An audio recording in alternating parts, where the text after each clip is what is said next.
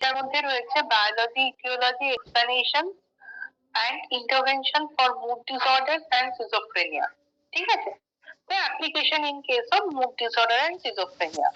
Basically এই যে ইউনিটটা, এটাতে আমরা schizophrenia আর mood disorder, যেটা আমরা আগের সেমিস্টারে সিমটমস গুলো, ইটিওলজি গুলো পড়ে এসেছিলাম, এখানে সিমটমস গুলো হয়তো একটু আধটু করে মেটেরিয়ালস এর মধ্যে পাবি, বাট তার সাথে মেইন এমফাসিস দিচ্ছে সিজোফ্রেনিয়া এবং মুড ডিসঅর্ডার এর পেছনে হচ্ছে বায়োলজিক্যাল জায়গাটাকে বেশি এমফাসিস দেওয়া হচ্ছে ইটিওলজির ক্ষেত্রে।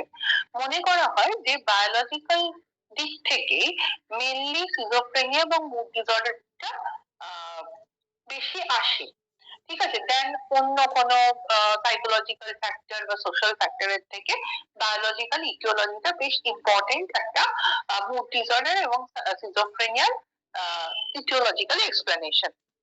এবং ইটিওলজিটা শুধু পড়লে হচ্ছে না, এখানে আমরা ইটিওলজি আগেও পড়েছি, বাট এইটার পার্টিকুলারটা হচ্ছে যে এই CC11 পেপারটার মধ্যে আমরা কিভাবে সাইকোলজিক্যাল ডিসঅর্ডারকে ডিল করব সেটাও বলা থাকে। সেই জন্য আমরা এই ইউনিট 1 এ যেমন বায়োলজিক্যাল ইটিওলজি পড়ব, সেটার পাশাপাশি মুড ডিসঅর্ডার এবং সিজোফ্রেনিয়ার ইন্টারভেনশন কি হতে পারে সেগুলোকেও আমরা দেখবো। ঠিক আছে? এই মেটেরিয়ালটা আমি যেটা পিপিটি দেওয়া আছে সেই পিপিটিটা থেকে পড়াবো, আর দেখবে একটা সিজোফ্রেনিয়ার মেটেরিয়াল গেছে, ওই মেটেরিয়াল থেকে তোদেরকে ওই কজেস গুলো, বায়োলজিক্যাল কজেসটা আমি দেখিয়ে দেবো কোথা থেকে পড়তে হবে এবং ইন্টারভেনশনটা পড়ে নিতে হবে। আমি পড়াবো পিপিটি থেকে, বাট মেটেরিয়াল তোরা যখন লিখবি তখন যে পিডিএফটা পাঠিয়েছি সেই পিডিএফটা থেকে লিখবি। আচ্ছা, আমি দেখিয়ে দেবো পিডিএফ এর কোন কোন পোর্শনস গুলো লিখতে হবে। তার আগে পিপিটিটা খুলে দিই, স্ক্রিনটা শেয়ার করছি, হোল্ড কর।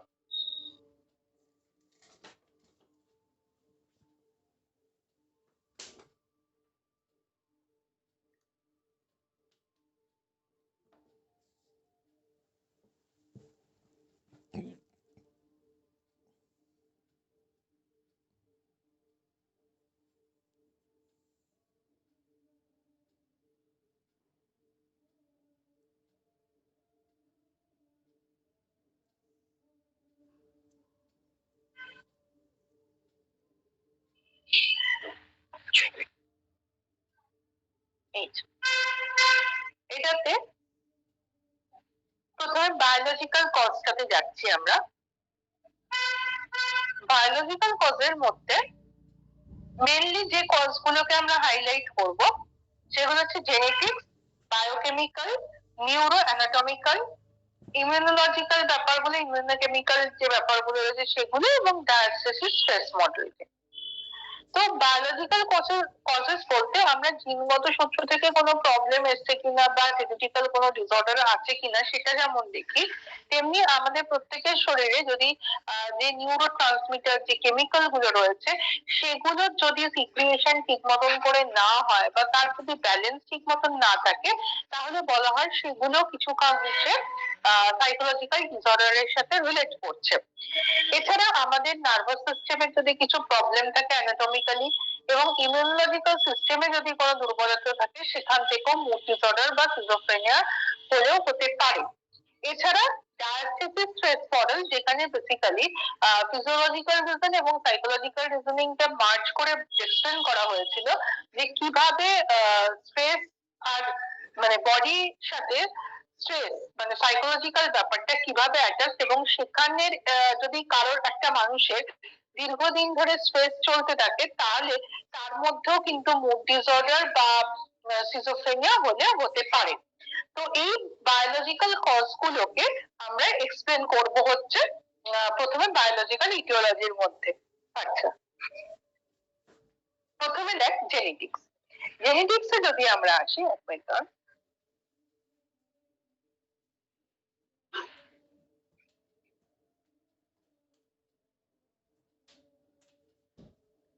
জেনেটিক সিজোফ্রেনিয়াতে যেটা বলতে চাইছে যে এখানে সিজোফ্রেনিয়ার যে ফ্যাক্টর গুলো, জেনেটিক ফ্যাক্টর গুলো রয়েছে, তার সাথে অন্যান্য ডিসঅর্ডারের কি ডিফারেন্স রয়েছে সেটাকে নিয়ে এখানে মেনলি বলা হচ্ছে। বলছে যে জেনেটিক বিভিন্ন রিস্ক ফ্যাক্টর আমাদের মধ্যে থাকে, যেমন লিঙ্কেজ, অ্যাসোসিয়েটিভ স্টাডিজ করে যেগুলোকে আমরা এক্সপ্লেন করতে পারি যে কি কি কারণে কি কি এমন রিস্ক ফ্যাক্টর থাকলে জেনেটিক্স এর তাহলে সিজোফ্রেনিয়া হতে পারে। ফাইন্ড আউট করার জায়গা লিঙ্কেজ স্টাডি এবং অ্যাসোসিয়েশন স্টাডি। এবার বলছে যে লিঙ্কেজ অ্যানালিসিস করে কি করে বুঝবো, বলছে linkage analysis is based on the fact that affected individual have likely received chromosomal material and a common ancestor with a disease causing DNA sequence variation, and it usually includes families and multiple affected individuals. তাহলে কি বলতে চাইছে, এই linkage অ্যানালিসিসটা basically বলতে চাইছে যে বা linkage analysis থেকে যেটা আমরা দেখতে পারি বা যেটা অ্যানালিসিস করতে পারি সেটা হচ্ছে যে আমাদের যারা পূর্বপুরুষ তাদের থেকে বা অ্যানসেস্টার তাদের থেকে আমরা কিরম ধরনের ক্রোমোজোমাল মেটেরিয়াল পেয়েছি, এবং সেই মেটেরিয়ালের মধ্যে ডিএনএ সিকোয়েন্স ভেরিয়েশন রিলেটেড কোনো যদি ডিসঅর্ডার থাকে সেটা ফ্যামিলির মধ্যে চলে এসে কিভাবে ফ্যামিলি পার্সনদের এক বা একাধিক মানুষকে অফেক্টেড করছে সেটা আমরা ফাইন্ড আউট করতে পারি লিঙ্কেজ অ্যানালিসিস দিয়ে। ঠিক আছে, তার মানে একদম সিম্পল লিঙ্কেজ অ্যানালিসিস একটা লিঙ্ক আপ তৈরি করছে বিটুইন অ্যানসেস্টর থেকে যে ক্রোমোজোমাল ব্যাপারগুলো আমরা নিয়েছি এবং আমাদের মধ্যে যেটা জেনারেট করছে, দুটোর মধ্যে যদি কোনো ডিজিজ থাকে, দুটোর মধ্যে বলতে বোঝাচ্ছি যে ধর অ্যানসেস্টরদের থেকে যদি কোনো জিনস রিলেটেড প্রবলেম যদি তারা নিয়ে আসে তাহলে সেখানে কি হতে পারে এবং সেগুলো একটা ফ্যামিলির কতজন ইন্ডিভিজুয়ালকে এফেক্ট করতে পারে বা কারা এফেক্টেড হয় সেই নিয়ে স্টাডি করে হচ্ছে লিঙ্কেজ অ্যানালিসিস। তাহলে অ্যাসোসিয়েটিভ স্টাডিজ কি করছে, অ্যাসোসিয়েটিভ স্টাডিজ যেটা করছে directly measure the correlation between genetic polymorphisms at a focus and the appearance of the disease. Associative study এরা আবার অ্যাসোসিয়েট করছে যে কোন ধরনের জেনেটিক পলিমরফোসিস এর সাথে আমাদের যে ডিজিজ গুলো আমরা দেখতে চলেছি যেমন সিজোফ্রেনিয়া বা মুড ডিসঅর্ডার, কার সাথে কার কিরকম অ্যাসোসিয়েশন রয়েছে, মানে অ্যাকচুয়ালি জেনেটিক্স এর কোন জায়গার কোন পার্টের কি প্রবলেম হলে কি ধরনের জিন রিলেটেড প্রবলেম নিয়ে এলে তবেই সিজোফ্রেনিয়া হতে পারে বা মুড ডিসঅর্ডার হতে পারে, সেই দুটোর মধ্যে লিঙ্কেজ তৈরি করছে যে স্টাডিটা সেটা হচ্ছে অ্যাসোসিয়েটিভ স্টাডি। তাহলে এই অ্যাসোসিয়েটিভ বা লিঙ্কেজ স্টাডি দিয়ে বেসিক্যালি আমরা অ্যানালিসিস করবো যে সিজোফ্রেনিয়া বা মুড ডিসঅর্ডারের পেছনে কি কি ধরনের বায়োলজিক্যাল ইটিওলজিস গুলো রয়েছে। আচ্ছা, নেক্সট বলছে in schizophrenia most association studies are focused on the genes encoding protein involved the dopaminergic neurotransmission।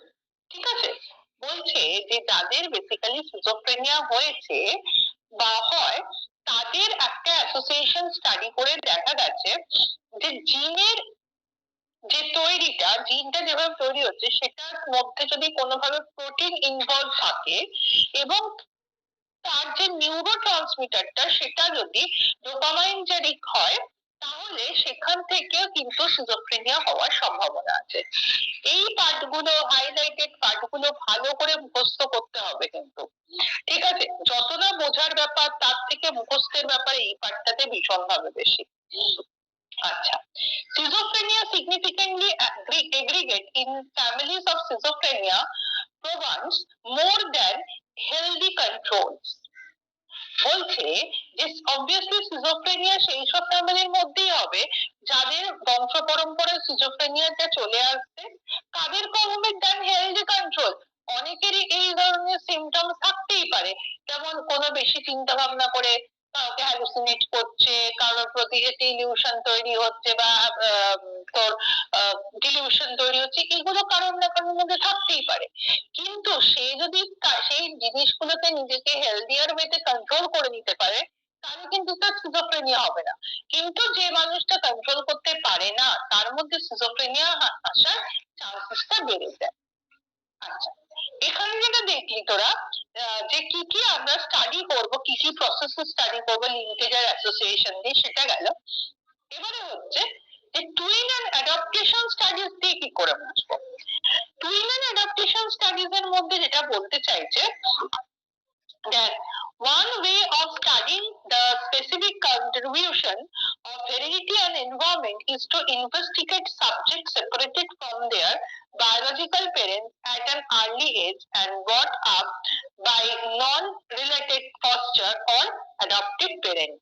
তাহলে কি বলতে চাইছে যে একটা হেরিডিটি এনভায়রনমেন্টের সাথে কি সম্পর্ক সেটা ইনভেস্টিগেট করতে গিয়ে বলছে investigate subjects separated from their biological parents at an early age বলছে একদম দেখতে যদি চায় যে কোন টুইনস থেকে বা কাউকে অ্যাডপ্ট করেছে এইরকম কোন দিক থেকে সিজোফ্রেনিয়া বা মুড ডিসঅর্ডার হয় কিনা তার জন্য তারা বায়োলজিক্যাল প্যারেন্ট এর থেকে কিছু জনকে নিল, অ্যাডপটিভ প্যারেন্ট তাদের থেকে কিছু বাচ্চাকে নেওয়া হলো।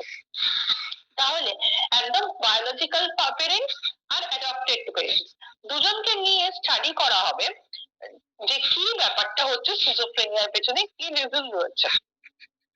তো এখানে বলছে a higher prevalence of this disorder among adoptee born to schizophrenic biological parents indicate that specific factors are contributing to the disorder and permits estimate of the heritability of the disorder. এটা তো একদম common sense যে ধর যে biological parents তার থেকে তার বাচ্চার মধ্যে খুব ডাইরেক্টলি কি চলে আসছে তোর যদি কোনো বায়োলজিক্যাল প্রবলেম থাকে তার মধ্যে যে সিজোফ্রেনিয়া বা মুড ডিসঅর্ডার তার মধ্যে থেকে আসতে পারে, কিন্তু অ্যাডপ্টেড বাচ্চার সাথে তার অ্যানসেস্টার বা তার পূর্বপুরুষ বল বা তার বাবা মা বল অ্যাডপ্টেড প্যারেন্টস বল তাদের সাথে কিন্তু কোনো এই ধরনের প্রবলেম দেখা যায় না, কারণ তাদের সাথে ডাইরেক্ট ব্লাড লিঙ্কের সম্পর্ক কিন্তু নয়। আচ্ছা, টুইন স্টাডি যেটা সেটা হচ্ছে যে টুইন স্টাডি করে যেটা দেখা যাচ্ছিল সেটা যে যমজ যাদেরকে আমরা বলি যমজদের মধ্যে যারা আইডেন্টিক্যাল টুইনস, ফ্রেটার্নাল টুইনস এর মধ্যে কিন্তু আসবে না, যারা আইডেন্টিক্যাল টুইনস তাদের মধ্যে সিজোফ্রেনিয়া হওয়ার চান্সেসটা বেশি, কারণ তাদের জিনের মেকআপ দুজনেরই মোরাললেস সেমই থাকে। ঠিক আছে, এবারে হচ্ছে neuroanatomical explanation. Neuroanatomical এক্সপ্লেনেশনে যেটা থাকবে অ্যানাটমিক্যাল রিলেটেড, মানে আমাদের বিভিন্ন স্টাডিতে কি দেখা যাচ্ছে বলছে যদি grey matter, enlargement of ventricles and focal alteration of white matter tags এইগুলো দেখে আমাকে বুঝতে হবে যে নিউরো অ্যানাটমিক্যাল এক্সপ্লেনেশন কিভাবে দেব মানে মুড ডিসঅর্ডার বা সিজোফ্রেনিয়ার ক্ষেত্রে। তো নিউরো অ্যানাটমিক্যাল এক্সপ্লেনেশন দেওয়ার জন্য আমাদেরকে যেটা করতে হবে সেটা হচ্ছে গ্রে ম্যাটারের জায়গা দেখতে হবে, এনলার্জমেন্ট অফ ভেন্ট্রিকলস এর জায়গাটা দেখতে পাওয়া হবে, focal alteration of white matter ট্র্যাক্সটা দেখতে হচ্ছে। তো এখানে বলছে schizophrenia brain is characterized by reduced volume of temporal cortex that is associated with schizophrenia pathology। বলছে যাদের সিজোফ্রেনিয়া হয়ে ডিটেক্টেড হয়েছে তাদের ব্রেনকে ক্যারেক্টারাইজড করে দেখা গেছে বা এক্সপ্লেন করে দেখা গেছে যে এদের টেম্পোরাল কর্টেক্স মানে কানের ওপরে যে কর্টেক্স গুলো রয়েছে সেই কর্টেক্স গুলো ভলিউমটা রিডিউসড সবসময় থাকে, মানে একটু ফিস ফিস করে শোনার ব্যাপার, একটু বেশি লাউডলি নয়েজ এটা পছন্দ করে না। তো সিজোফ্রেনিয়াদের মধ্যে তাহলে একটা জিনিস দেখতে পাচ্ছি যে reduced volume of temporal cortex রয়েছে। সেকেন্ডলি কি বলতে চাইছে medial temporal regions such as amygdala, hippocampal complex and frontal region of the cortex have also reduced volume।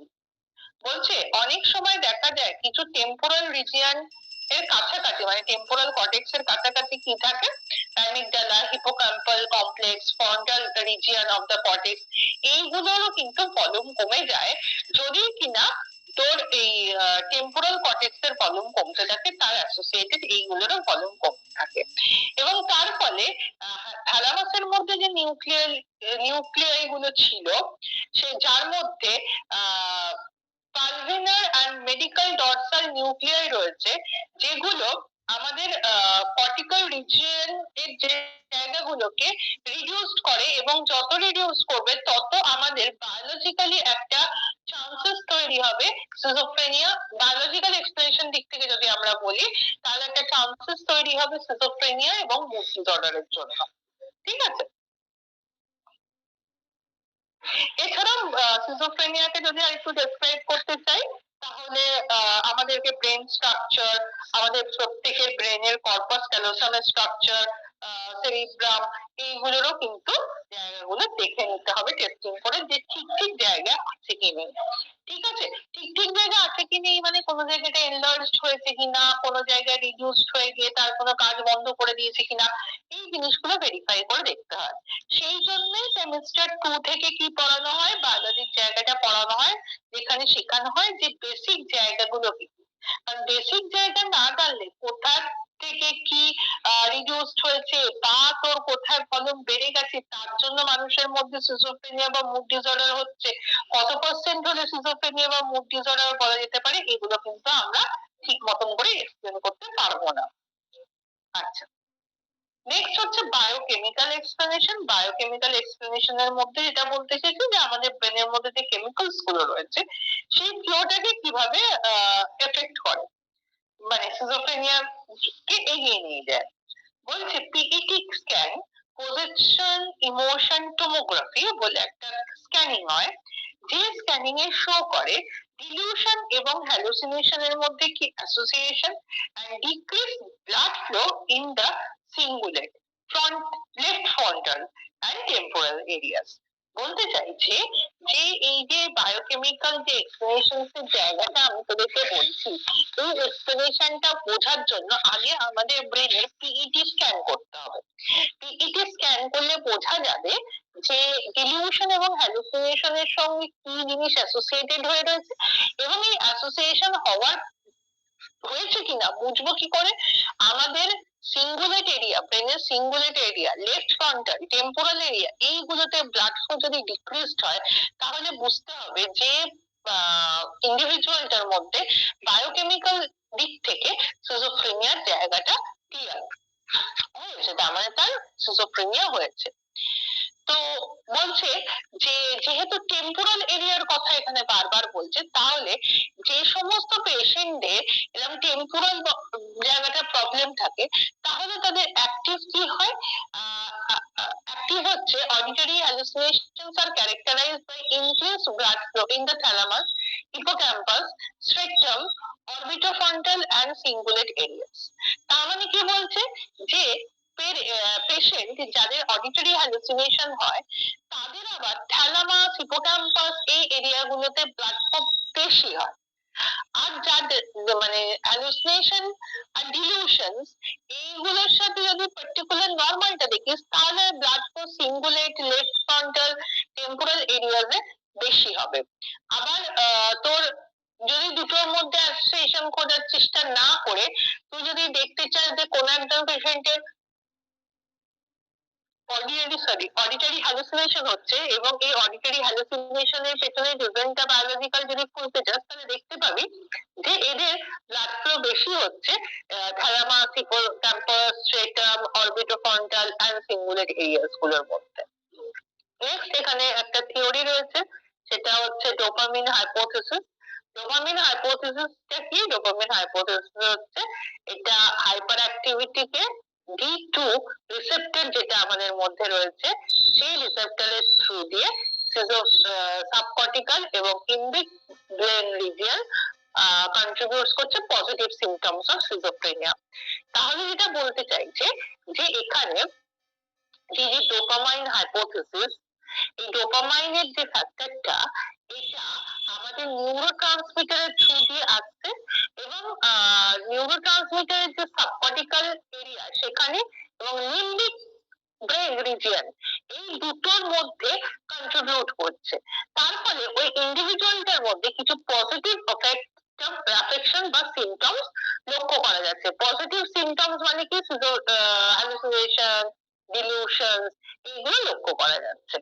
Whereas negative and cognitive symptoms disorder can be attributed to the sorry, hypofunctionality of dopamine D1 receptor neurotransmission in frontal cortex।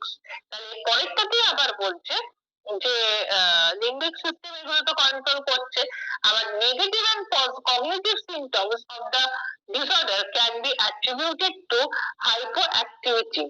মানে এখানে বলতে চাইছে যে যখন study করার কথা হলো যে বিষয়টা কি, তখন যারা ডেটা দেবে তাদের প্রত্যেকের বয়সকে এক হতে হবে, এবার এক হতে গিয়ে তাদের থেকে ডেটা তুলতে গিয়ে যেটা প্রবলেমে পড়া যায় সেটা হচ্ছে তারা প্রপারলি যেমন ডেটা দেয় না, প্লাস তারা বুঝতে পারে না যে কার সাথে কার রিলেট করা হচ্ছে।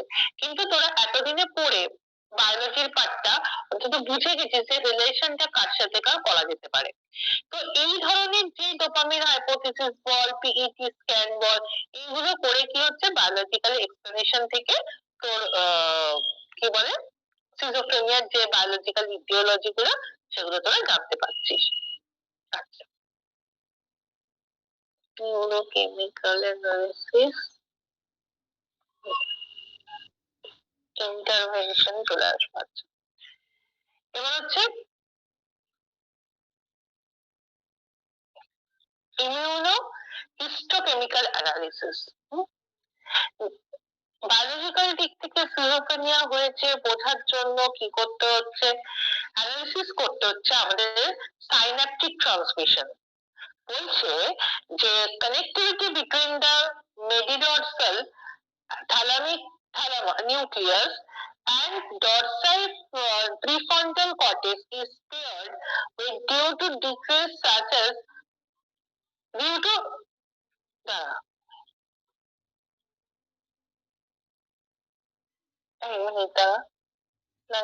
due to decreased neuron size and number, reduced amount of dendrite spine, action terminals and action density।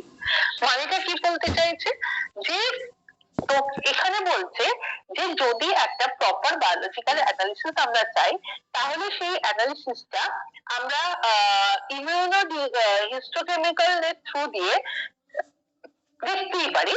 এবং এখান থেকে যেটা দেখা যায় যে সিজোফ্রেনিয়া যাদের হয়েছে তাদের সাইন্যাপটিক ট্রান্সমিশনটা একটু বেশি রকমের হয়। যেমন বলতে চাইছে connectivity between the mediodorsal thalamus nucleus and the prefrontal cortex is impaired due to decreased emotion and the number। বলছে অনেক সময় বয়স বাড়তে বাড়তে কি হচ্ছে আমাদের নার্ভ গুলো সাপ্রেসড হয়ে যায়, ডিপ্রেসড হয়ে যায়, নিউরনের সাইজ গুলো ডিক্রিজ হতে থাকে, নাম্বারে কমতে থাকে।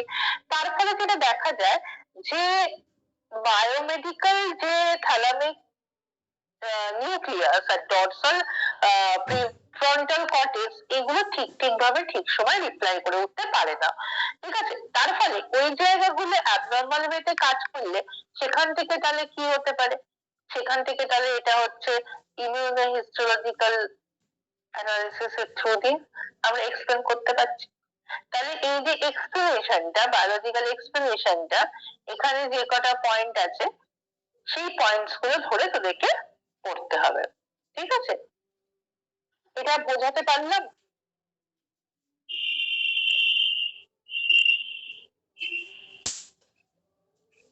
রিপ্লাই করবি।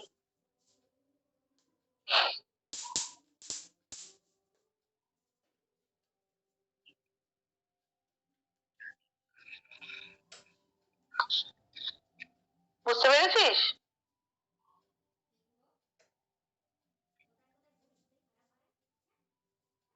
হ্যাঁ ম্যাম।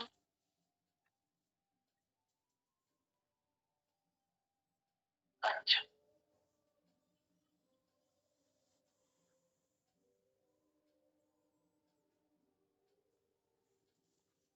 নেক্সট যাবো ইন্টারভেনশন।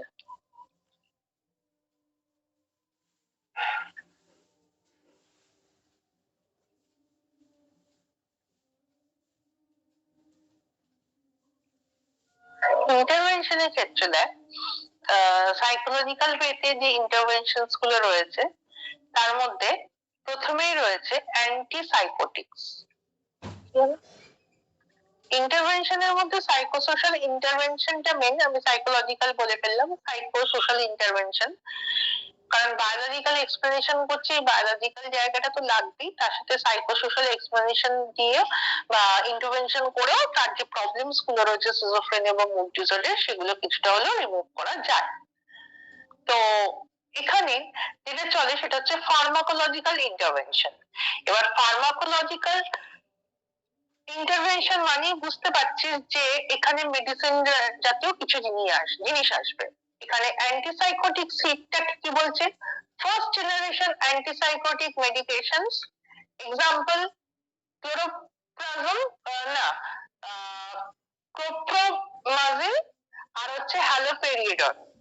আর সেকেন্ড জেনারেশনের যেটা রয়েছে সেটা হচ্ছে ক্লোজাপাইন আর রিসপেরিডন। এই নামগুলো কিন্তু তোমাদেরকে মুখস্থ করতে হবে। এই যে দু ধরনের generation, first generation psychotic medication এবং সেকেন্ড জেনারেশন সাইকোটিক মেডিকেশন, এই দু ধরনের জেনারেশন কিন্তু দেখা যায়, ঠিক আছে? দুটো জেনারেশনের ক্ষেত্রে আলাদা আলাদা তোমাদের এখানে মেডিসিন ইউজ হবে, সাইকোটিক ড্রাগ আলাদা আলাদা ইউজ হবে, ঠিক আছে? যেটা ফার্স্ট জেনারেশন তার সেখানে কি হচ্ছে, ব্লক থাকে D2 রিসেপ্টরস, প্রচুর রিসেপ্টর আছে, তার মধ্যে D2 রিসেপ্টর ব্লক থাকে। আর সেকেন্ড জেনারেশনের মধ্যে সেরোটোনিন, ডোপামাইন রিসেপ্টরস, এইগুলোর অ্যাকশন বেশি হতে থাকে। আচ্ছা, নেক্সট সাইকোসোশ্যাল ইন্টারভেনশন। সাইকোসোশ্যাল ইন্টারভেনশনের মধ্যে প্রথমে যেটা করতে হবে সাইকো এডুকেশনাল প্রোগ্রাম। কেন করতে হবে সাইকো এডুকেশনাল প্রোগ্রাম? কারণ হচ্ছে যারা সিজোফ্রেনিয়া তাদের মেনলি যেটা হয়, খুব যদি গুরুতর পর্যায়ে পৌঁছে যায়, তাদের মধ্যে যেটা দেখা যায় সেটা হচ্ছে তাদের কগনিশন, অফেকশন, বিহেভিয়ারাল, এই তিনটে পার্ট কিন্তু নষ্ট হয় এবং তাকে স্থিরভাবে বসিয়ে সঠিক কথাটা তার থেকে জেনে নেওয়াটা একটু হলেও ডিফিকাল্ট হয়ে যায়। তো সেই ক্ষেত্রে কিছু কিছু সাইকো এডুকেশনাল প্রোগ্রাম আমাদেরকে মাথায় নিতে হয়।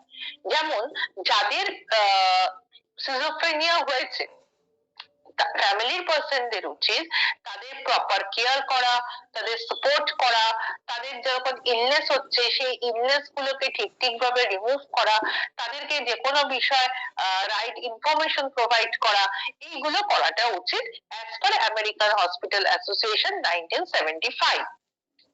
ফ্যামিলি ইন্টারভেনশন থেকে যেটা বলছে যে ফ্যামিলি পার্সনদের মধ্যে যদি স্ট্রেসের জায়গাটা, ইগোর জায়গা, এগুলো যদি কমানো যায়, যদি অন্য কোনো জায়গা থেকে মানে ইনফ্লুয়েন্স যাতে না হয়ে যায় সিজোফ্রেনিক পেশেন্টরা, বা তাকে যদি কেউ ইনফ্লুয়েন্স না করে, সেই জায়গাটাও ফ্যামিলি ইন্টারভেনশন হিসেবে ফ্যামিলি মেম্বারদেরকে কিন্তু মাথায় রাখতে হবে। আচ্ছা, এবার হচ্ছে skill training, social skill training আমরা যেটাকে বলি। এখানে ট্রেনিং দু রকম হতে পারে, একটা হচ্ছে লাইফ স্কিল, আরেকটা হচ্ছে social skill. Life skill training এর মধ্যে যেটা বলছে যে life skill program as intended to promote independent functioning in daily living. This program could include group or individual training in managing money, organizing and running a home, domestic skill and personal skill. Life skill মানে আমরা নিজেরা যেটাতে যে যেরকম ভাবে দক্ষ। এই জন্যই লাইফ স্কিলটার থেকে একটা কথা বলা যায়, দেখবি রাস্তার ধারে কিছু অ্যাবনর্মাল পার্সন থাকে যারা অ্যাকচুয়ালি সিজোফ্রেনিক, তাদেরকে কোনো মেন্টাল হসপিটালে দেওয়া হয়নি বা তাদের কোনো ট্রিটমেন্ট হয়নি। তারা কি করে, অনেক ক্ষেত্রে আমি দেখেছি একটা কোনো রাস্তায় পড়ে যাওয়া ঢিল বা পাথরের টুকরো দিয়ে কিছু আঁকা টাকা করছে, কিছু জিনিস তৈরি করছে, এইরকম করতে থাকে। প্রত্যেকের নেচার কিন্তু আলাদা। কেউ আবার, আমি একটা দেখেছিলাম, দুটো ঝাঁটার কাঠি নিয়ে একটা সূত্র দিয়ে সে উল বনে যেমন দুটো কাঠি দিয়ে সেরকম উল বোনার মতন বুনেই চলেছে। তাদের দুজনের টেন্ডেন্সি আলাদা কেন? কারণ তারা তাদের যখন লাইফ একদম ঠিকঠাক ছিল তখন কিভাবে তারা ডিল করেছে তাদের লাইফটা, তাদের সেই জায়গার স্কিলটাকে, সেই জায়গাটা কিন্তু তাদের মধ্যেই রয়ে গেছে। তো এই যে লাইফ স্কিলটা, এই স্কিল ট্রেনিংটা যে থাকে, সেটার থেকে আমাদেরকে দেখে বুঝতে হবে যে তাদের লাইফস্টাইলটা কেমন ছিল। এবার এই লাইফস্টাইলটা থেকে, এবার এই লাইফস্টাইলটা কেমন ছিল সেটা তো বুঝলাম, বিষয়টা হচ্ছে আমরা এখানে যখন ইন্টারভেনশন করছি তখন লাইফ স্কিলের জায়গাটা যাতে অল টাইম, একটা মানুষের তো ঠিক যায় না সময়, কিন্তু যাতে ঠিক ঠিক ভাবে তার লাইফটাকে সেটেল করতে পারে, ঠিক মতন সময় যাতে সে ফ্যামিলিকে দিতে পারে, ঠিক ঠিক মতন ভাবে সব টাইমের কাজ যাতে সব সময় করতে পারে, এই হ্যাবিটটাকে যদি আমরা ইমপ্লিমেন্ট করতে পারি তাহলে লাইফ স্কিল ট্রেনিংটা সার্থক। সোশ্যাল স্কিল ট্রেনিং এর ক্ষেত্রে এটা বলছে এই যে সিজোফ্রেনিয়া, মুড ডিসঅর্ডার পেশেন্ট, এদেরকে সাধারণত আমরা পাগল বলে খুব সম্বোধন করে থাকি। এইটা করাটা উচিত না।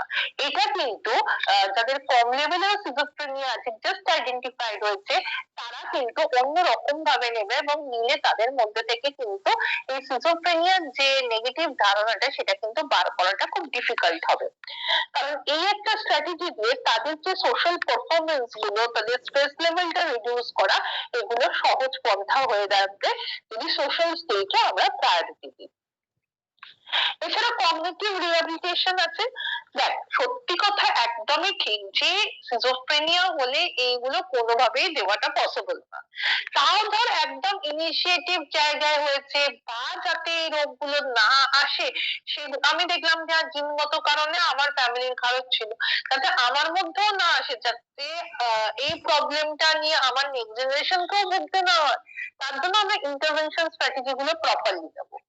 কগনিটিভ রিহ্যাবিলিটেশন এর মধ্যে যেটা দাঁড়াচ্ছে যে আমাদের যে নর্মাল কাজগুলো ব্রেনের, memory, attention, speed of processing, abstract level, এইগুলো যত ভালো করে করতে পারি সিজোফ্রেনিক পেশেন্টরা কিন্তু তত ভালো করে করতে পারে না।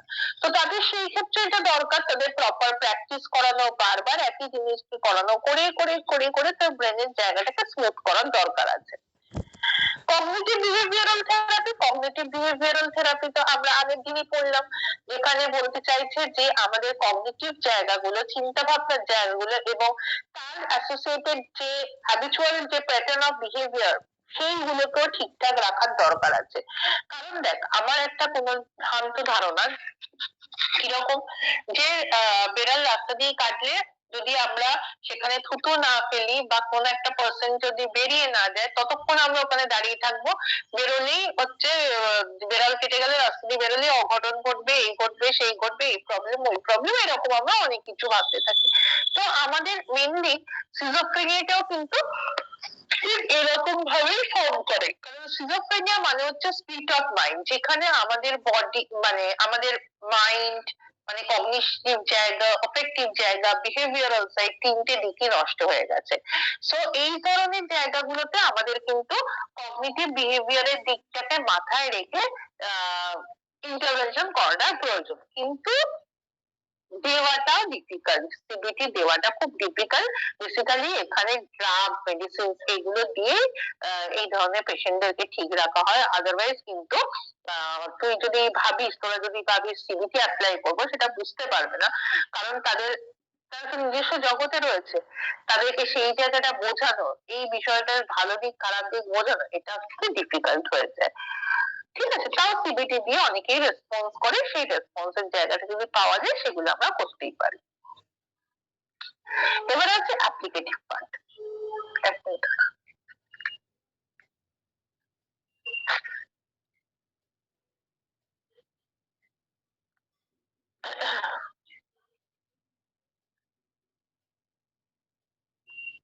অ্যাপ্লিকেশন আমরা এই যে ধর সিবিটি, তারপর হচ্ছে বিভিন্ন ড্রাগ, এই যেগুলো পড়লাম, এগুলোর অ্যাপ্লিকেশন কিভাবে হবে মুড ডিসঅর্ডার বা সিজোফ্রেনিয়ার ক্ষেত্রে?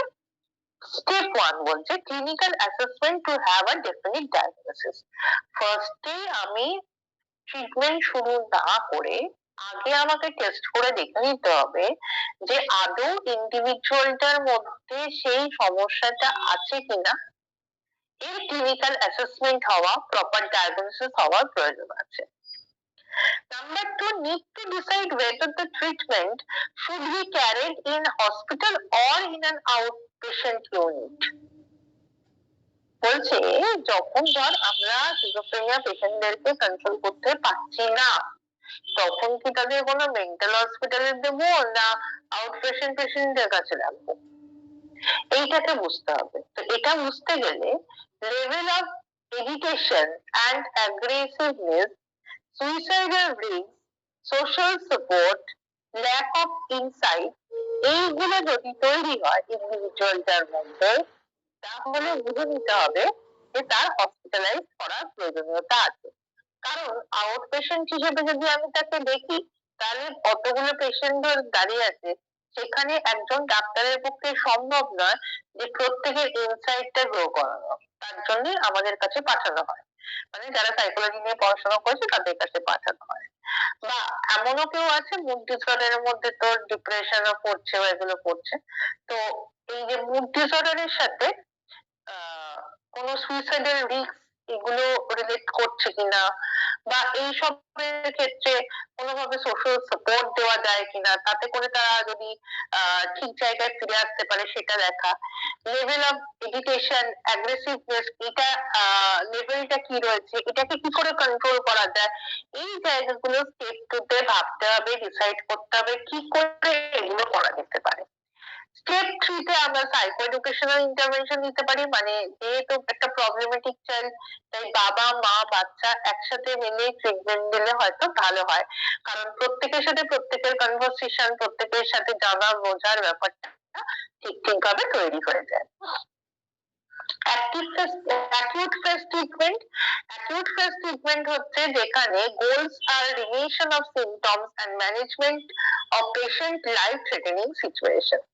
ধর পেশেন্ট এমন উচ্চতি করছে, কোনো কিছুই শুনতে চাইছে না, কোনো কিছু বলতে চাইছে না, জিনিসপত্র ভাঙচুর করছে, তখন সেই ক্ষেত্রে অ্যাকিউট ফেজ ট্রিটমেন্ট আমাদেরকে জানতে হবে। আর ম্যানেজমেন্ট ফেজ ট্রিটমেন্ট বলতে যেটা বোঝাচ্ছে যে আমাদের quality of life, quality of work life, এগুলো ঠিক করতে গেলে প্রত্যেককে প্রপার টাইম ব্যালেন্স করতে দিতে হবে, যাতে প্রত্যেকে একটা সময় ঠিক মতো করে কাজ করতে পারে।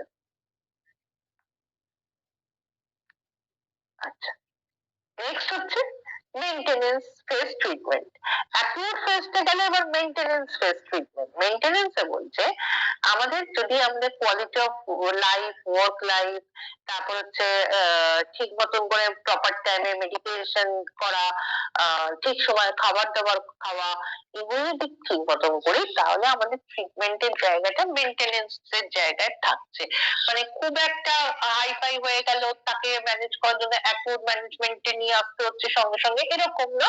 যদি আমরা ঠিক ভাবে সিমটমস গুলোকে দূরে সরাতে চাই, আমাদের কোয়ালিটি অফ ওয়ার্ক লাইফকে ইমপ্রুভ করতে হবে, আমাদের বিভিন্ন রিহ্যাবিলিটেশন সেন্টারে গিয়ে বিষয়গুলো শিখতে হবে, তাহলে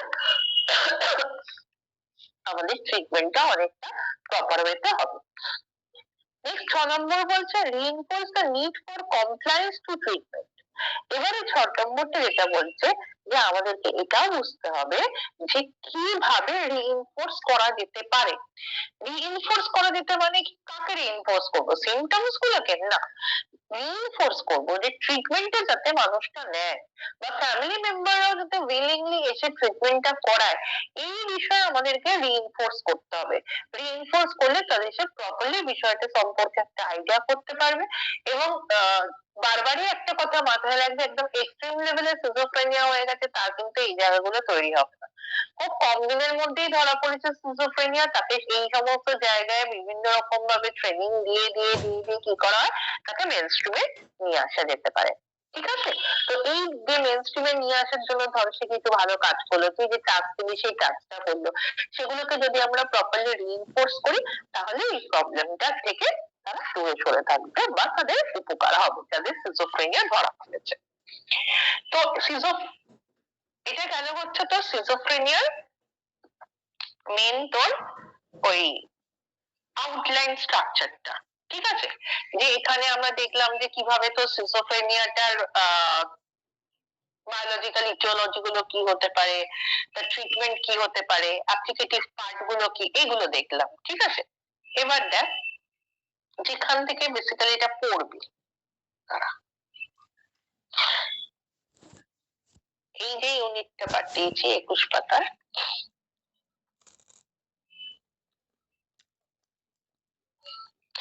কনসেপ্ট ডেফিনেশন পড়ার দরকার নেই, সিমটম দরকার নেই, টাইপস দরকার নেই। কজেস অফ সিজোফ্রেনিয়া দেখ, এখান থেকে তো পড়বি এটা, এই যে জেনিটিস, prenatal complication, fetal growth, hypoxia, infection, other factors, এইগুলোই কিন্তু ওখানে পয়েন্ট পয়েন্ট করে আলাদা রকম ভাবে ছিল, বাট যা পড়ানো হয়েছে তার মেন থিম গুলো কিন্তু এই 6টা কজেস এর মধ্যে রয়েছে, এবং 6টা কজই কিন্তু বায়োলজিক্যাল কজ হিসেবেই যাচ্ছে। ট্রিটমেন্টের মধ্যে দেখ, rehabilitation, family education support, antipsychotic drug, antidepressive drug, supportive therapy, illness management, psychological treatment of schizophrenia, এইগুলোই রয়েছে। ওখানে যেগুলো কিছু কিছু মার্জ করে দিয়েছিল, এখানে সেগুলো একটু সেপারেট করে করে বলেছে। এবং ফ্যামিলি এডুকেশন সাপোর্ট বলা রয়েছে, রিহ্যাবিলিটেশন বলা হয়েছে, সিমটমস গুলোর সাথে পজিটিভ নেগেটিভ সিমটমস গুলোর সাথে কিভাবে কোপ করবো, এই জায়গাগুলো। এবং সাপোর্টিভ থেরাপি বলতে তোর যেখানে বলেছে যে কগনিটিভ বিহেভিয়ার থেরাপি, সাইকোথেরাপি, এগুলো দিয়েও সিজোফ্রেনিয়া অনেকটা রিমুভ হতে পারে। ঠিক আছে, এই জিনিসটাই রয়েছে এখানে। আর মুড ডিসঅর্ডারের ক্ষেত্রে একই জিনিস দাঁড়াবে, দেখ schizophrenia and other psychotic disorder, mood ডিসঅর্ডারের মধ্যে কিন্তু যেটা আমরা মেজর ডিপ্রেসিভ ডিসঅর্ডার বা বাইপোলার পড়েছিলাম, সেগুলোই এখানে যাচ্ছে। তো এখানে তোরা যেটা করবি, কজেসটা এক থাকছে, শুধু সিজোফ্রেনিয়ার জায়গায় তোদেরকে মুড ডিসঅর্ডারের জায়গাটাকে লিখতে হবে, মানে মুড ডিসঅর্ডারের জায়গাটা লিখতে হবে, মানে সিজোফ্রেনিয়ার টার্মটা তুলে দিয়ে মুড ডিসঅর্ডার লিখতে হবে, এবং ট্রিটমেন্টের জায়গাগুলো একই যাবে, ট্রিটমেন্ট বা ইন্টারভেনশন কিন্তু সেম ভাবেই এগোবে। ক্লিয়ার? তাহলে জিনিসটা বোঝা গেল। এইগুলো কিন্তু ভীষণভাবে মুখস্থ, গ্রামের নাম টাম গুলো, পয়েন্টস গুলো খুব সুন্দরভাবে মুখস্থ না করলে কিন্তু এই পেপারটা লিখতে পারবি না। কাউন্সিলিং ছাড়া এই পেপারটার মধ্যে বাকি ইউনিট গুলো কিন্তু সব মুখস্থের ব্যাপার। হ্যাঁ, তো এখান থেকে বাকি থাকলে মোস্ট প্রবাবলি আমাদের ইউনিট 2 সাইকোঅ্যানালিটিক পার্সপেক্টিভটা বাকি আছে, আর হিউম্যানিস্টিক এক্সিস্টেনশিয়াল পার্সপেক্টিভ ইউনিট 2 টা বাকি আছে, বাকিগুলো হয়ে গেল। এনিওয়ে তোরা বল যে এই জায়গাটা বোঝা গেল কিনা।